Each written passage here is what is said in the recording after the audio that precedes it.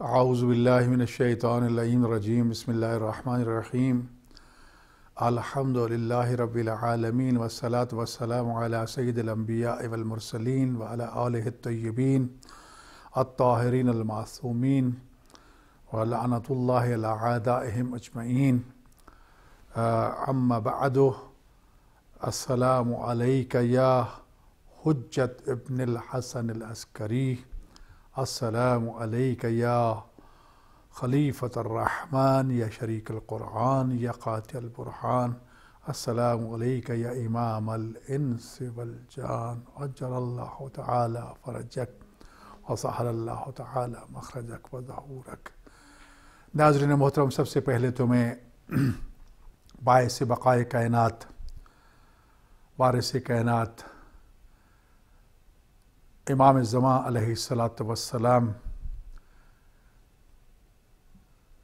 فرزند امام حسن عسکری علیہ السلام یوسف زہرا کے امام کو اذن ظہور عطا فرمائے، جن کی معرفت ہم پر واجب ہے۔ بے شک 12 ائمہ میں سے ہر امام کی امامت کا اقرار کرنا، قلب و روح سے ماننا، ان کی اطاعت کرنا ہم پر واجب اور فرض ہے، اس لیے کہ وہ مفترض و طاعت یعنی ان کی اطاعت کرنا ہم پر فرض اور واجب ہے۔ لیکن رسول اللہ فرماتے من مات ولم یعرف امام زمانے ہی مات میتۃ جاہلیہ، جو اپنے زمانے کے امام کی معرفت حاصل کیے بغیر مر گیا وہ جہالت کی موت مرا۔ تو ہمارے زمانے کے امام حضرت نرجس خاتون سلام اللہ علیہ کے لخت جگر، حضرت امام حسن عسکری علیہ السلام کے فرزند ارجمند، حضرت امام محمد مہدی علیہ السلام ہیں، جن کے وجود مقدس کے وسیلہ جلیلہ اور صدقہ میں یہ کائنات باقی ہے اور اللہ تعالیٰ اپنی رحمتوں کو نازل فرما رہا ہے، یہ ارض و سما قائم ہیں، یہ اللہ کی نعمتوں کا نزول جاری ہے، تو ان کے وجود مقدس کا یہ سارا صدقہ ہے۔ کیونکہ اس امام کی ہم پر معرفت واجب ہے۔ ایک ہوتا ہے جاننا، ایک ہوتا ہے اس کی حقیقت کو پہچاننا، کنہ معرفت جسے علمی زبان میں کہا گیا ہے۔ جہاں تک جاننے کا تعلق ہے بڑا آسان ہے۔ آپ کے اسم گرامی محمد ہے، جس کے بارے میں ہمیں حکم ہے کہ زمانہ غیبت امام زمان علیہ السلام میں یہ نام احتراماً نہ لیا جائے۔ آپ کی کنیت ابو القاسم ہے، رسول اکرم صلی اللہ علیہ وسلم کی کنیت پہ آپ کی کنیت بھی ہے۔ آپ کے القاب میں سے مہدی ہے، حجت ہے، وارث زمانہ ہیں، صاحب العصر والزمان، اور باقی القاب آپ کے سینکڑوں کی تعداد میں القاب ہیں جن کو بیان کرنے کے لیے وقت چاہیے۔ آپ کے والد گرامی حضرت امام حسن عسکری علیہ السلام سلسلہ امامت کے 11ویں تاجدار، آپ کی والدہ گرامی قیصر روم کی پوتی حضرت نرجس خاتون سلام اللہ علیہ، جن کا سلسلہ نسب جو ہے وہ حضرت ابراہیم علیہ السلام تک جا پہنچتا ہے، کیونکہ حضرت ابراہیم علیہ السلام کے صلب تک جب نور مصطفی اور نور پنجتن پاک صلب آدم سے ہوتا ہوا ابراہیم علیہ السلام کے صلب تک پہنچا تھا، تو صلب ابراہیم علیہ السلام سے اللہ نے ان کو 2 حصوں میں تقسیم کر دیا تھا۔ ایک حصہ حضرت اسحاق کے صلب میں چلا گیا تھا اور دوسرا حصہ جناب اسماعیل علیہ السلام کے صلب میں گیا تھا۔ جو حضرت اسحاق علیہ السلام کے صلب میں گیا تھا وہ نور جو ہے وہ مختلف اسلاب و ارحام مطہرہ سے ہوتا ہوا انبیاء بنی اسرائیل کی صورت میں حضرت نرجس خاتون سلام اللہ علیہ تک پہنچا، اور جو حضرت اسماعیل علیہ السلام کے صلب اطہر میں تھا وہ بھی اسلاب طاہرہ ارحام مطہرہ سے ہوتا ہوا حضرت امام حسن عسکری علیہ السلام کے صلب اطہر میں پہنچا۔ اور جب یہ دو بحر عصمت و بحر ولایت و امامت آپس میں جمع ہوئے تو جس کائنات کے عظیم موتی نے اس دنیا کو اپنے وجود مقدس سے 15 شعبان المبارک 255 ہجری کی صبح کے وقت منور کیا تھا، وہ حضرت امام مہدی علیہ السلام ہے، ہمارے زمانے کے امام ہیں۔ تو عالم انوار ایک الگ زمانہ ہے کہ جس میں یہ ہستیاں رہیں، اور اس دنیا کو اپنے وجود مقدس سے منور کرنے کے لیے جب حکم الہی سے ان کی ولادت باسعادت ہوئی اور وہ کائنات میں تشریف لائے، تو یہ ان کی زندگی کا دوسرا سلسلہ شروع ہوا۔ امام مہدی علیہ السلام کا جب ولادت باسعادت ہوئی تو آپ کی ولادت باسعادت کو پوشیدہ رکھا گیا، کیونکہ اس وقت بنی عباسیہ کے حکمران، خلیفے، ظالم حکمران سلطنت اسلامیہ پہ قابض تھے، اور انہیں یہ خبریں مل چکی تھیں کہ رسول اللہ کا 12واں جانشین جو قریش میں سے ہے اور وہ امام مہدی علیہ السلام ہیں، ان کی ولادت باسعادت ہو چکی ہے، جو اس دنیا کو یعمل الارض قسطا وعدلا کما مولت ظلما وجورا۔ رسول اللہ فرماتے ہیں کہ میرا یہ بیٹا اس زمین کو اس طرح عدل و انصاف سے پر کر دے گا جس طرح ظلم و جور سے بھر چکی ہوگی۔ انہیں ڈر تھا کہ وہ ظہور کر چکے ہیں، ان کا وجود دنیا میں آ چکا ہے، تو لہٰذا وہ دن رات اس طاق میں رہتے تھے کہیں ہمیں مل جائیں تاکہ ہم ان کو قتل کر دیں اور وہ ہمیشہ کے لیے چراغ امامت جو ہے وہ کل ہو جائے، لیکن جسے خدا بچانا چاہے اسے دنیا کی کوئی طاقت ختم نہیں کر سکتی۔ لہذا امر الہی سے امام حسن عسکری علیہ السلام نے آپ کی ولادت کو پوشیدہ رکھا اور خواص کو بتایا کہ یہ آپ کی حجت ہیں، یہ آپ کے امام ہیں، یہ میرے بعد اس زمانے کے امام ہیں۔ تو لہذا آپ جب 5 سال کی عمر کو پہنچے تو اس وقت آپ کے بابا حضرت امام حسن عسکری علیہ السلام کو زہر دے کر عباسیوں نے شہید کر دیا تھا۔ آپ چند لمحوں کے لیے اپنے بابا کی نماز جنازہ پڑھانے کے لیے اس نماز جنازہ میں شریک ہوئے، کیونکہ معصوم کی نماز جنازہ امام معصوم ہی پڑھاتا ہے، کوئی غیر معصوم نہیں پڑھا سکتا۔ اس کے بعد پھر غائب ہو گئے۔ تو آپ کی زندگی کا ولادت کے بعد جب 5 سال کی عمر میں منصب امامت کی ذمہ داریوں کا بار گراں آپ کے کندھوں پر آیا اور آپ کائنات کے نظام الہی کے علمبردار کے طور پر دنیا کے سامنے آئے، تو آپ نے 5 سال میں بھی وہ تمام تر تقاضوں کو پورا کیا جو کسی بھی نمائندہ الہی کو پورا کرنا چاہیے۔ گویا کہ یہ بتا دیا کہ اللہ کے چنے ہوئے سن و سال کے محتاج نہیں ہوتے، وہ 5 سال کے بھی ہوں تب بھی ان تمام کمالات کے مالک ہوتی ہیں جو کسی بھی خلیفہ الہی کے لیے اولین شرائط میں سے پہلی شرط ہوتا ہے۔ زمانہ امامت آپ کا شروع ہوا، لیکن غیب کا زمانہ تھا، غیبت کا زمانہ شروع ہو گیا۔ تو اس دور میں آپ نے اپنے 4 نائب جو ہیں وہ معین فرمائے، یک بعد دیگرے، جن کو نواب اربع کہا جاتا ہے، جن کو آپ کے 4 خلفاء 4 جانشین کہا جاتا ہے۔ ان کے ذریعے مومنین تک پیغام پہنچتا تھا، مومن کے سوالوں کے جواب دیے جاتے تھے، خمس و زکوٰۃ کا نظام چلتا تھا، ان سے خمس و زکوٰۃ وصول کر کے امام تک پہنچتا یا امام کے حکم سے لوگوں میں تقسیم کیا جاتا تھا اور لوگوں کے مسائل کا جواب دیا جاتا تھا۔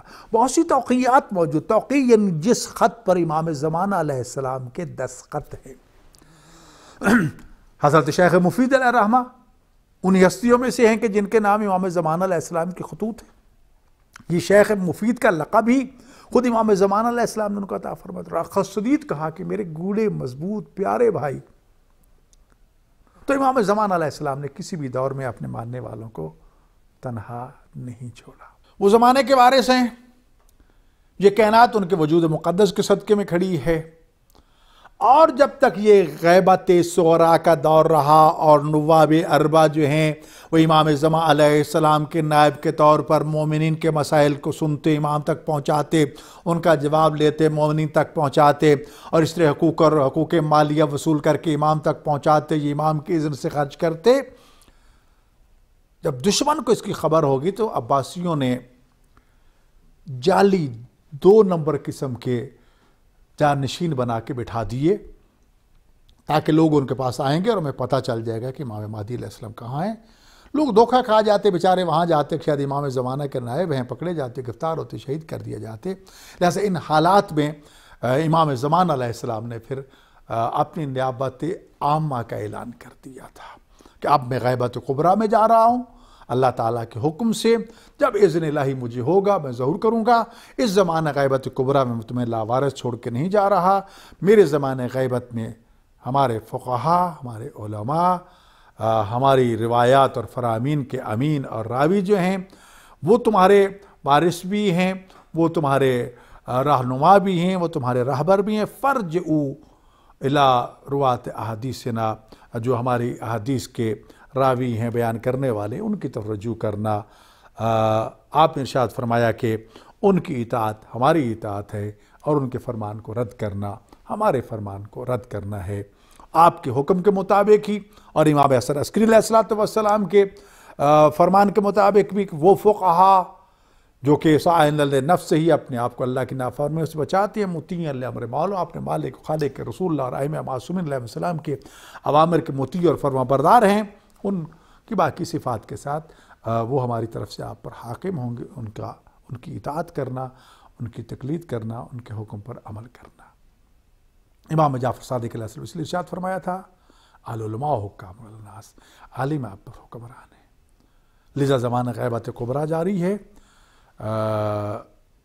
لیکن امام ہمیں دیکھ رہے ہیں، جس طرح ان کو پہچاننے کا حق ہے ہم وہ نہیں پہچان پا رہے۔ ہم نے کئی مرتبہ ان کو دیکھا، وہ ہماری مجالس میں آتے ہیں، ہماری محافل میں آتے ہیں، ہمارے ہر روز کا نامہ اعمال ان کی خدمت میں پیش کیا جاتا ہے، ہم ان کو پہچانتے نہیں۔ اس لیے روایات میں موجود ہے کہ جب آپ ظہور فرمائیں گے اور لوگ دیکھیں گے تو کہیں گے کہ ان کو تو ہم نے کئی مرتبہ دیکھا تھا۔ لذا عزیزان گرامی، آج جن حالات سے یہ پوری دنیا دوچار ہے، لوگ کہا کرتے تکبر میں آ کر، مستکبرین جہان کہا کرتے امام مہدی کیا کر لے گا؟ آپ کے سامنے ایک بدبخت کا یہ پیغام کہ سب سے پہلے امام مہدی سے میں لڑوں گا، کس سے ڈھکا چھپا ہے، ہمارے پاس یہ اسلحہ، ہمارے پاس وہ اسلحہ۔ لیکن یاد رکھیے فرزند امیر المومنین علی ابن ابی طالب کے ہاتھ میں وہی ذوالفقار حیدری ہوگی جو اللہ نے میدان احد میں علی ابن ابی طالب کو عطا فرمائی تھی۔ لوگ کہتے ہیں وہ تلوار کیا کر لے گی؟ ہاں کر لے گی۔ کتاب نجم و ثاقب میں علامہ نوری علیہ رحمہ ارشاد فرماتے ہیں کہ امام زمان علیہ السلام کے ہاتھ میں جب وہ ذوالفقار آئے گی تو اس کی نوک سے دھواں نکلے گا، اس دھوئیں میں اتنی معرفت ہوگی کہ وہ یہ پہچان لے گا کہ اہل بیت اور علی و اہل بیت کا ماننے والا کون ہے اور دشمن علی اور اہل بیت کون ہے۔ جو دشمن ہوگا اس کو واصل جہنم کرتا جائے گا، جو محب اور معاون ہوگا اس کو بچاتا چلا جائے گا۔ تو یہ چھوٹے سے وائرس نے انسانوں کو جھنجھوڑ کے رکھ دیا ہے، مستکبرین کو، سپر طاقتوں کو جو اپنے تئیں سپر طاقتیں ہلا کے رکھتے ہیں۔ یہ تمہاری حیثیت ہے، تم ایک چھوٹے سے وائرس کا مقابلہ نہیں کر سکتے، اللہ کے نمائندہ خلیفہ الہی امام مہدی علیہ السلام کا مقابلہ کر سکو گے؟ خام است و خیال است و جنون، ناممکن ہے۔ تیار کیجیے اپنے آپ کو امام زمانہ کے استقبال کے لیے۔ وہ علائم ظہور کافی حد تک سامنے آ چکے ہیں۔ کیا کربلا آپ کو نظر نہیں آ رہی؟ کروڑوں کا اجتماع دنیا کو متوجہ نہیں کر رہا کہ امام زمانہ کا کیپٹل کس طرح دن رات آباد ہوتا جا رہا ہے؟ کیوں کربلا کے ایئرپورٹ پہ اٹیک کیا گیا؟ یہ جو کہا گیا تھا علائم میں سے کہ امام زمانہ کے انصار جو ہیں وہ رات کو مشرق میں ہوں گے اور صبح وہاں پہنچے ہوئے ہوں گے آپ کی خدمت میں، تو آج زمینی حقائق بتا رہے ہیں، ضروری نہیں ہے یہی مادی وسائل کے ذریعے انسان پہنچ جائے گا۔ کربلا کے ایئرپورٹ بتلا رہا ہے، نجف کے ایئرپورٹ بتلا رہا ہے، صبح کہیں گے صبح وہاں، رات کہیں گے صبح وہاں پہنچ جائیں گے۔ مسجد کوفہ چھوٹی پڑ جائے گی۔ جب مکہ میں ظہور فرمائیں گے نا اپنے 313 کیبنٹ کے افراد کو ساتھ لے کر، جن میں 50 خواتین ہوگی، یہ آپ کی کیبنٹ ہوگی، یہ آپ کی پارلیمنٹ ہوگی، یہ کمانڈر اور کمان ہوگی، اس کو لے کر آپ چلیں گے۔ ان کے زیر سایہ لاکھوں کروڑوں اور خدمت گزاران ہوں گے۔ لہذا امام زمانہ کے جان نثار ہونے کی دعائیں مانگنے والوں، دعائیں مانگتے رہو۔ 313 میں نہ ہوئے تو کیا ہوا؟ اگر ہمیں ان کی جاروب کشی کی نوکری مل جائے تو اس سے بڑی سعادت کیا ہے؟ لہذا اس لشکر کو لے کر پہنچیں گے کوفہ میں. مسجد کوفہ جو اسلام کی سب سے پہلی مسجد، دنیا کی سب سے پہلی مسجد، جہاں فرشتوں نے آدم علیہ السلام کو حضور سجدہ کیا تھا، جہاں نوح نے نمازیں پڑھی، ابراہیم نے نمازیں پڑھی، سرکار آدم نے، رسول خدا صلی اللہ علیہ وسلم نے، کتنے انبیاء کا وہ مصلی ہے، اس کو کیپٹل بنائیں گے. جہاں علی ابن ابی طالب کے خطبات منبر سلونی اور مسجد کوفہ سے گونجا کرتے تھے، اپنے دادا کسی کیپٹل کو آ کر اپنا کیپٹل بنائیں گے، دارالخلافہ بنائیں گے. چھوٹی پڑ جائے گی مسجد، حکم دے کہ کوفہ سے کربلا تک مسجد بنائی جائے. 1000 دروازوں پر مشتمل مسجد بنے گی، اور خدا کا وہ وعدہ الہی کہ یہ دین پوری کائنات پہ غالب آئے گا. غلبہ دین کا پرچم کربلا سے لہرائے گا، کوفہ سے لہرائے گا. یہ سب علامتیں پوری ہو رہی ہیں. اور اس وقت دنیا جتنی بے تابی کے ساتھ دونوں دھڑے، جو امام کا ظہور کر رہے ہیں، کا انتظار کر رہے ہیں، وہ بھی تڑپ رہے ہیں کہ امام ظہور فرمائے، اور جو امام سے ڈر رہے ہیں، جو چاہتے ہیں کہ امام کا راستہ روک دیں گے، امام کو قتل کر دیں گے، امام کو شہید کر دیں گے، یہود و نصارہ اور ان کے حواری اور ساتھی جو ہیں وہ بھی بے تاب ہیں، کہتے ہیں جی ہم کعبہ میں ان کو آنے نہیں دیں گے. تمہاری کیا جرت؟ تو لہٰذا عزیزان کرامی، زمان علیہ السلام کے ظہور کی دعا کیجئے، امام زمانہ کی معرفت حاصل کیجئے، امام زمانہ سے باتیں کیجئے. ہر روز کم از کم زیادہ نہیں 10 منٹ رکھ لیجئے یار اپنے امام کے ساتھ بات کرنے کے لیے. مولا سے آمنے سامنے بیٹھ کے باتیں کر، جب ہمارا عقیدہ ہے کہ وہ موجود ہے، ہماری بات سنتے ہیں، تو کیوں نہیں امام سے باتیں کرتے؟ کیوں نہیں امام سے ہم کلام ہوتے؟ کیوں نہیں امام کو پکارتے یا صاحب زمان ادرکنی کیوں نہیں کہتے؟ آئیں نرجس کے لال کو پکارے. جو اس وقت دنیا ابتلا میں مبتلا ہے، اس آزمائش سے نجات کے لیے امام زمانہ کا استغاثہ بلند کیجیے. آج اپنے گھروں کی چھتوں پہ یا صاحب الزمان ادرکنی کی صدائیں بلند کیجیے، رو رو کے امام کو پکاریے، نماز استغاثہ پڑھیے. امام زمانہ علیہ السلام کی انتظار افضل عبادت ہے. کیوں؟ اس لیے کہ امام مہدی علیہ السلام کی یاد عبادت ہے، اور جس کی انتظار کی جاتی ہے جب تک وہ آ نہ جائے اس وقت تک وہ دل و دماغ میں موجود رہتا ہے، اور جب تک موجود رہیں گے وہ عبادت ہے. تو اپنے امام زمانہ کی آمد کی لیے تیاری کریں، ان کی معرفت حاصل کریں، اپنے گھروں کو، اپنے مال کو، اپنی جان کو، اپنے لباس کو، اپنے اذہان کو طیب و طاہر کریں. خمس و زکوٰۃ ادا کیجئے، لوگوں کے حقوق ادا کیجئے، قبر کو یاد کیجئے. اب اس سے بڑھ کر اور موت کے منظر آپ کیا دیکھیں گے؟ اب بھی اگر ہمیں اپنی قبر یاد نہیں ہے تو کب آئے گی؟ سامان آخرت تیار کیجئے. خون حسین کا وارث ظہور فرمانے والا ہے. کربلا کے شہیدوں کے خون کا انتقام ابھی لینا باقی. عین طالب دم المقتول، دعائے ندوہ میں ہم پڑھتے ہیں، پکارتے ہیں کہ اے امام حسین کے خون کا انتقام لینے والے کہاں ہیں آپ؟ دعا کیجیے اللہ ان کو اذن ظہور عطا فرمائے. خاص طور پر مومنین کے لیے اس دور ابتلا میں اللہ تعالیٰ ان کو محفوظ رکھے. پوری دنیا میں جہاں کی بھی وہ رہتے ہیں، اس دنیا ساری کی ساری کیونکہ ان کے وجود کے برکات اور فیوزات سے بہرہ مند ہو رہی ہے. ان کا فیض عام ہے اپنوں کے لیے، پرائیوں کے لیے، دوستوں کے لیے بھی، دشمنوں کے لیے بھی. زمانہ غیبت میں بھی وہ اسی طرح فائدہ پہنچا رہے ہیں جس طرح زمانہ ظہور میں وہ فائدہ پہنچائیں گے. ضرورت یہ ہے کہ ان کے مقاصد کو پہچانیے، ان کا استقبال کیجئے، ان کے لیے زمینہ ہموار کیجئے. ان کے استقبال کی تیاریاں صرف لائٹیں و جھنڈیوں کے ساتھ نہیں، عمل و کردار کے ساتھ کیجئے. خواتین بھی، حضرات بھی، نوجوان بھی، بوڑھے بھی. اللہ تعالیٰ سے دعا ہے کہ اللہ تعالیٰ ہمارے زمانے کے امام کے ظہور میں تعجیل فرمائے. اللہ تعالیٰ ہمیں ان کو ان کے آوان و نثار میں معشور فرمائے.